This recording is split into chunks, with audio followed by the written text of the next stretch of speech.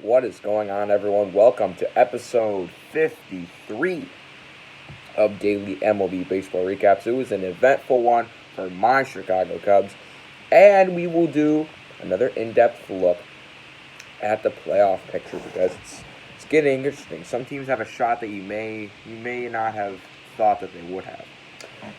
First game of the day was the Cubs defeating the Milwaukee Brewers 12-0, and Alec Mills throws the first no-hitter since 2016 for the Chicago Cubs. A tremendous performance from him. I'm so proud of him. He's been a great pitcher for this rotation near the back end. And he comes out, throws the best outing of his career. They said the last time he threw a no-hitter was in single A. It was his first career big league shutout. And what better way to do it than a no-hitter. Terrific stuff for Alec Mills. I'm so proud of you. All of Chicago is proud of you. Great day yesterday for Chicago sports. Bears win in comeback fashion. And Alec Mills was a no-hitter. The Rangers defeat the A's 6-3. Lance Lynn struck out 10, and Ruben Odor had a go-ahead double in the 7th inning, and they win. The Braves defeat the Nationals 8-4. Adam Duvall and Ozzie Albies led the offensive attack, who each hit 2-run homers. Kyle Wright pitches just good enough to get a win. He's been awful this year, but he just does good enough to get his first major league win. It's about time.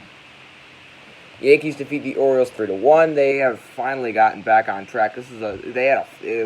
The Orioles were a half game back, and they had a 5-game set against them. I think they won all 5, or at least they've won the first 4. It's been an absolutely pitiful performance on the Orioles. They had a great chance to get back in the playoff hunt. Instead, they lose. Gleyber Torres, the Oriole killer, does it again. The Marlins win Game 1 of a doubleheader against the Phillies. They win 2-1. They scored both their runs in the 3rd inning off of a Corey Dickerson single and a Starling Marte single. They get a much-needed win if they want to stay in the wildcard race. They're 22-21. Red Sox defeat the Rays 6-3. Christian Vasquez and Christian Arroyo both homered, and the last place Bo Sox beat the first place Rays. The Royals win, I think they're 7th in a row. They win 11-0. Brad Keller pitches his first career major league shutout. Tough because he wasn't the only guy to get shut out. By the way, Alec Mills is your player of the day. I don't think I really needed to explain that.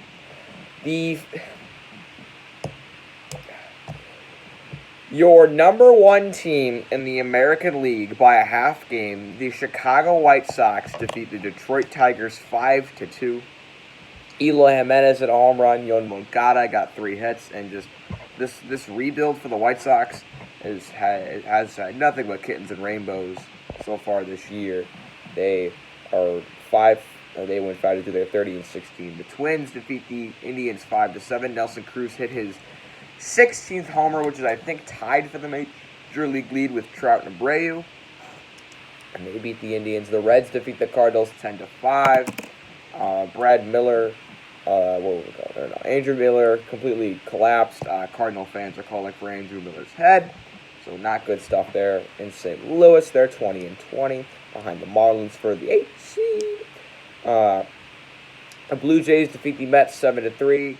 Hyunjin Ryu wins his 4th straight decision. Lourdes Gurriel Jr. hit a home run out of the stadium at Salem Field, the minor league stadium they're playing at, and they win 7-3. The Angels defeat the Rockies 5-3. Albert Pujols hit home run number 660, and they rally. He's tied with Willie Mays for 6th place all time for home runs. So terrific stuff there from Mr. Pujols. The Marlins win Game 2 of their doubleheader. They win 8-1 over the Phillies. Phillies fan is definitely not happy right now because with that game, the Marlins now pass the Phillies in the standings. Not great for Philly, man. The Mariners defeat the Diamondbacks 7-3. Donovan Walton had a 3 RBI day, and the Mariners get a much-needed win. And then the Padres win both of their games against the Giants. They had a doubleheader. They win 6-0 and 3-1. Mike Clevenger pitched a terrific performance in Game 1, and their bullpen shut it down for Game 2.